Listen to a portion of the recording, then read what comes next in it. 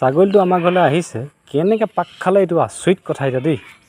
এটা ভৰিত ৰছীডালৰ সৈতে সি পাক খাই আছে।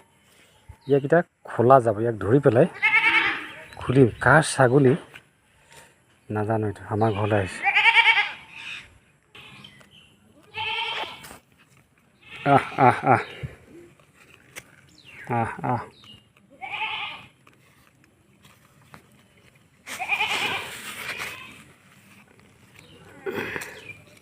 ৰ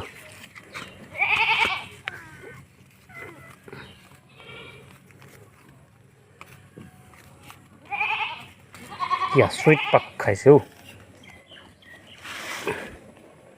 এইকেইটা ৰেস্কিউ কৰা হ'ব।